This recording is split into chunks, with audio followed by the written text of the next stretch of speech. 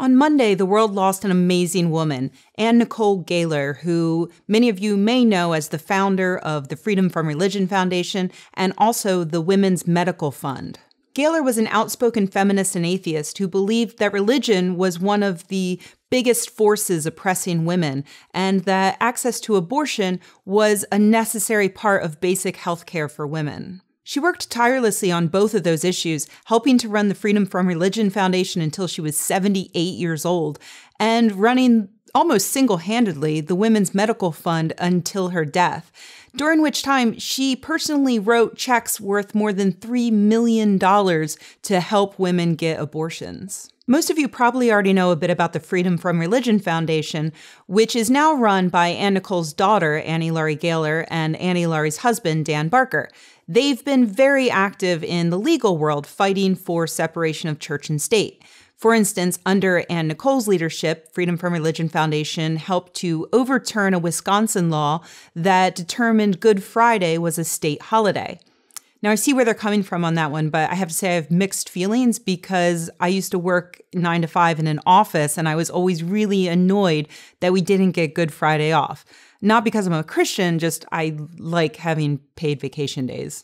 So while I 100% support the cause of separation of church and state, I have to say that my favorite Nicol Gaylor organization is the Women's Medical Fund, which she started just a few years after Wisconsin legalized abortion, when she realized that even though it was legal, it was still completely inaccessible to so many women who just couldn't afford it.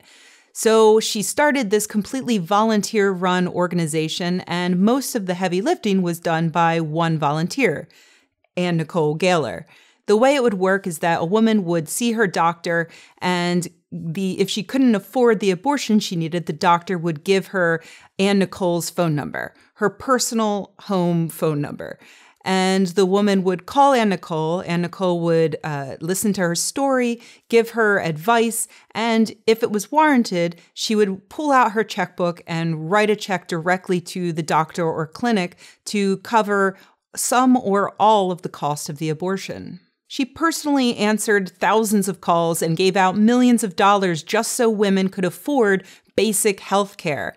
That's what our federal government should be doing, but unfortunately, 40 years after Nicol started WMF, it's still desperately needed.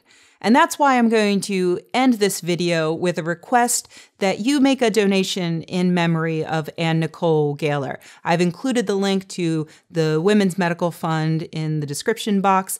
You should go there and give them some money, because that's where all of this money comes from. It's completely funded by donations from individuals just like you.